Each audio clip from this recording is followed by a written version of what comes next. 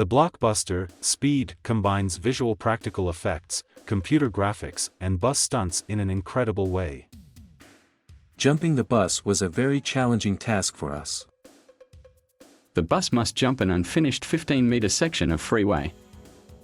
Once the entire scene in high definition is ready on the computer, it needs to be transferred to film. Jan-de-Bont will be filming with 5 cameras at once. Unbelievable, he's willing to do anything for this stunt. A bus is whizzing by here. Buses don't fly like that.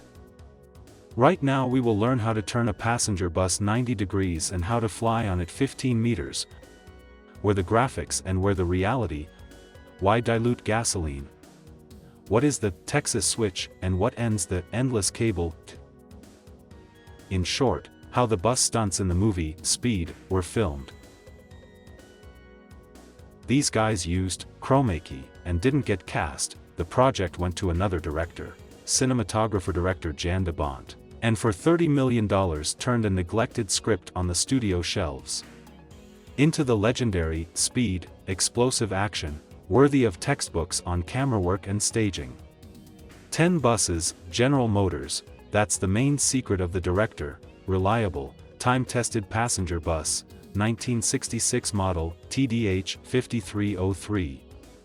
Holds the road well and behaves confidently in extreme situations. Actors did not drive the bus, they were driven by stunt drivers on the roofs. In front of the driver's cabin built another one, the operators, made of transparent plexiglass. From it, right on the move, filmed heroes close-up. The buses were equipped with an additional driver's seat with a second steering wheel and pedals, and the rails for the cart with a movie camera were disguised as handrails. On steep sharp curves, when the bus stands on 2 wheels, a tractor on the opposite side tilts it with a hydraulic boom. 2 buses were safely blown up. The first in Los Angeles on Main Street south of Rose Avenue, the second in the desert. We'll come back to them later. By the way, if you look closely, the buses have one unusual and strange detail. At the end of this video we will tell you about it. Let's move to Los Angeles to the interchange named after Judge Harry Prejerson. The 5th level of the overpass is the intersection of I-110 Harbor and I-105 Century freeways. This is where the flying bus stunt was born and filmed. In the first versions of the script was nothing like this. The bus just rushed along the highway to the airport. In search of a suitable place for shooting, director Jan-de-Bont drove through the interchange, noticed an unfinished overpass, and came up with a scene with a flying bus. By the beginning of filming in September 1993, the track has already been completed, but the plans have not changed. On a piece of road plate built a 30-meter ramp with a kicker at the end. This is an additional small springboard with an angle of inclination of about 15 degrees. The bus was fitted with powerful shock absorbers. The chassis and engine were pumped up, and everything unnecessary was thrown out of the interior to reduce the time of acceleration to 100. The bus jump was a challenge for us because no one had ever done it before. As far as I know, no one had ever jumped so far and so high on a bus. It wasn't in the script, but I really wanted to come up with some serious trouble with the bus. And when I was driving down the Century looking for a location, I noticed a big unfinished section of highway and I thought, what if the bus jumps over it? We made changes to the script, but at the time we had no idea how we were going to shoot it. Buses don't fly like that. Drive right in here. After that big concrete pillar over there, there's no turning back, so be prepared. Drive around here, see if you have enough room to accelerate up the ramp. Yeah, I'll drive around first to see, and then I'll try to get a good acceleration, and then I'll come over here to the ramp. Okay, we still need to see how fast you'll get if you start from that point.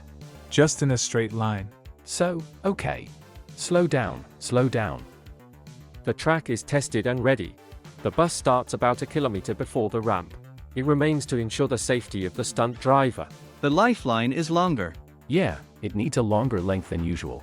Often stuntmen are seriously injured after such stunts. A few years ago I developed a suspension system. It avoids neck and spine fractures. Clamp it here. Now it's not going anywhere. Safety straps go over your shoulders. Some are pulled upward, others pulled downward. The stuntman is suspended in the air. Somehow. Jan de Bong will be filming with 5 cameras at once. Unbelievable, he's willing to do anything for this stunt. The bus is whizzing by here. I just want to make sure we have a safety specialist on every camera. 4 operators and 4 cameras along the track. I have done many dangerous stunts, and every time I have the same feelings. Excitement and fear never leave me. We have a paramedic just in case. He is located near the ramp. The guys in fire suits with fire extinguishers are responsible for safety. If something goes wrong, if there is a problem, if the bus goes off the ramp for any reason, I will shout loudly, "Go away! Go away! Go away!"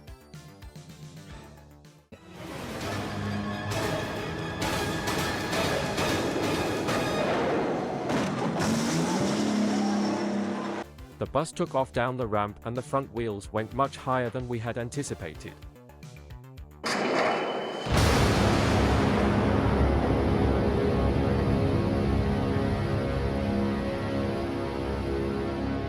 You saw what happened. The cab of the bus rose up a lot, and without the safety harness I would have broken my back. The impact burst the tires and blew the doors off. The oil pan flew off and oil spilled out. Dummies flew all over the bus. It's hard to explain what it feels like at that moment. It's a strange sensation. There's complete silence. It's very unusual. It's like it's all happening in slow motion. That went well. And we almost managed to get the bus up to 100 kilometers per hour. However, we wanted to go a bit faster, but it didn't work. Given that the ramp was about a kilometer away, the bus was still able to accelerate. And even at that speed, it flew 33 meters. And the distance from the front wheels to the ground at the highest point was 6 meters. The cab of the bus flew off the ramp much higher than we had anticipated. As a result, the bus flew over the top of the frame on all cameras. Jan de Bong didn't expect this and was upset at first. It's hard to anticipate everything and you can't put cameras everywhere. It was supposed to go straight, but it went like this. I don't know why yet. But we filmed the stunt from different angles on 9 cameras, so in the end he edited everything perfectly. Thank God, the stuntman was fine and Jan de Bong was satisfied. It was a very entertaining scene. The main thing is that none of the guys got hurt. We did a great job. The bus accelerated up to 98 kilometers per hour, but something went wrong. The springboard didn't work and the 10-ton iron monster landed on its rear wheels. According to the idea, the bus was supposed to fly in an arc and bite its nose, but because the kicker angle was too large, the bus flew up 6 meters, flew out of the frame, broke the main camera recording the landing, and fell right on its butt. Fortunately, another camera was working 30 meters away from the ramp, but the bus never made it into the frame. 25 years later, special effects supervisor John Fraser noted that if he had to shoot the bus jump again, he would not have used the kicker at all. As soon as the front wheels of the bus fly off the kicker, we sharply lower the kicker and it becomes level with the entire ramp. So the front wheels of the bus are much higher than the rear wheels. And the bus ends up flying off the ramp like an airplane. And where it lands, we've applied computer graphics. Theoretically, we almost had a real jump. The driver accelerated, the bus flew off the ramp at full speed and flew too far away, about 40 meters, even though the estimated distance was half that. The bus smashed several cameras, but at least we got some footage, and I think we even got some. The director didn't like the stunt, but Jan de Bong wouldn't reshoot it. There was simply no time, no budget and no new bus. They had to leave everything as it was and give the material to the computer graphics specialists, because the final result depended on them. For the scene with the bus jumping, we did the finalization in 3 plans, to show how the bus approaches the unfinished section of the freeway, jumps, and then lands on the other side. When the ramp is just over a kilometer away, the aerial camera circles the bus and gradually focuses on the unfinished section of highway. In the shot, almost in close-up, we see a large road gap, which is a three-dimensional rendition. Then we switch to the plan from the cab of the bus as it approaches the very edge of the road. And then, the same footage with the jump, when the bus at full speed goes over the edge of the highway and lands on the other side, and here is the final plan with additional drawing, where the bus barely makes it to the other side.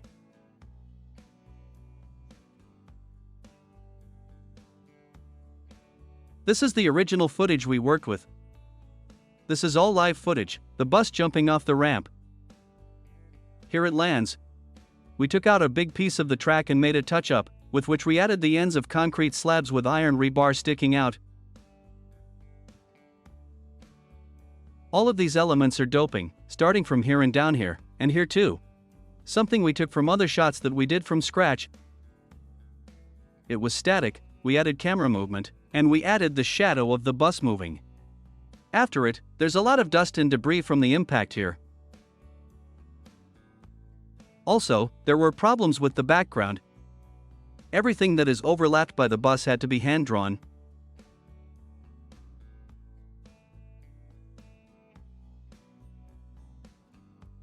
Note, there are a lot of small details, such as the glare on the pipes. When they are overlapped by the shadow of the bus, they disappear. And the shadows from the rebar disappear too. We're taking into account all the little things that are visible to the eye. Plus, the camera is moving here, too. The camera changes its position. We added this effect to liven up the scene a little bit. Once the whole scene in high resolution is ready on the computer, it needs to be transferred to film. Upstairs, we have some very high-resolution photo printers. It's basically a screen that projects the image onto the film. It's a very delicate process because each frame is exposed onto the film at high resolution. Everything is automated.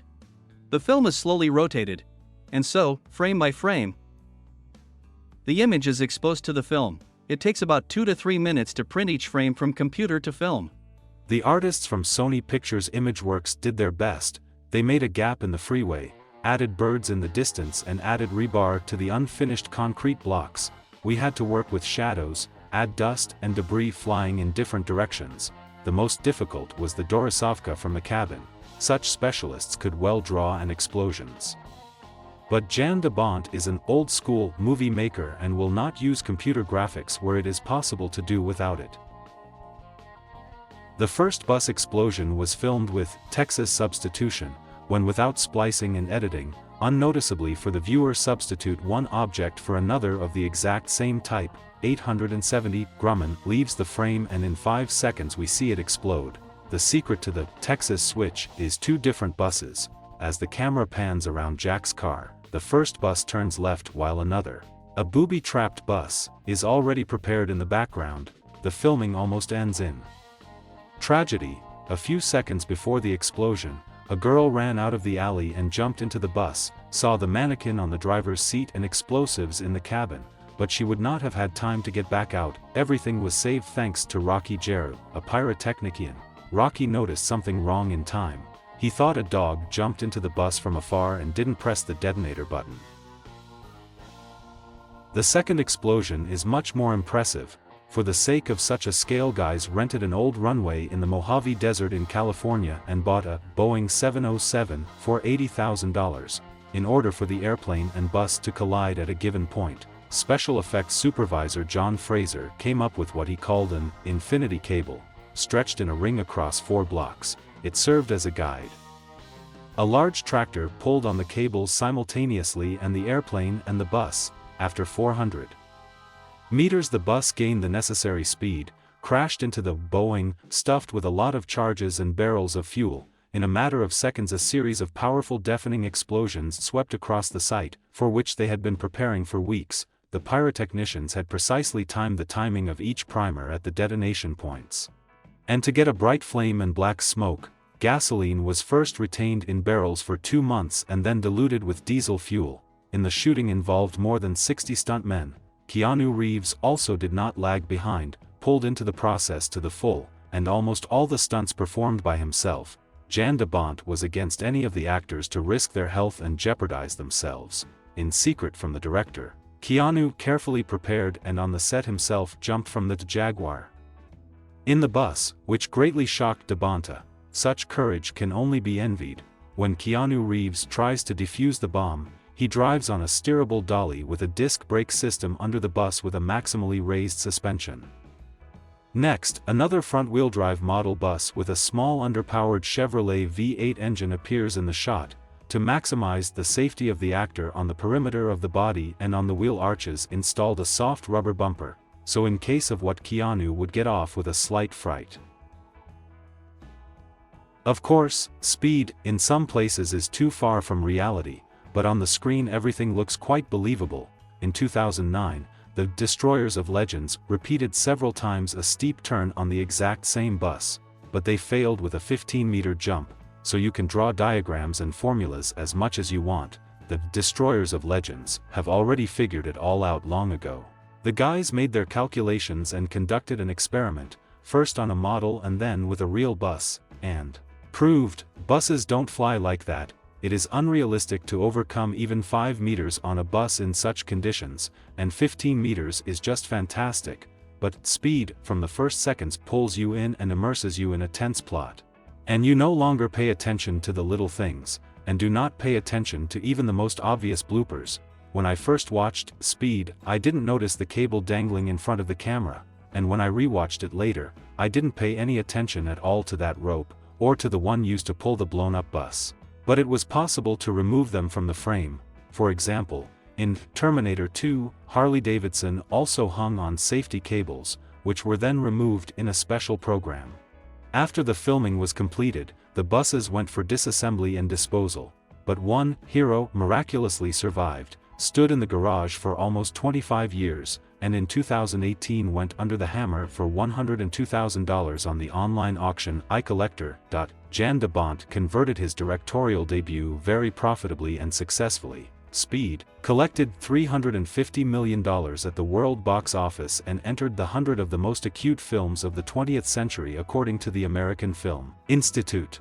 Jan de Bont has done a substantial job, and in his debut he showed that on the set of his previous works, where he acted as a cameraman, he competently observed the work of talented directors, thus gaining experience to become a confident director himself. Speed became a model action movie of its time for a reason. Very entertaining and no let-up, with a great cast and excellent special effects. Yes, the jump of the bus may seem fantastic, but it adds the right effect to the picture, offering an adrenaline-pumping spectacle for the whole 2 hours of the timing.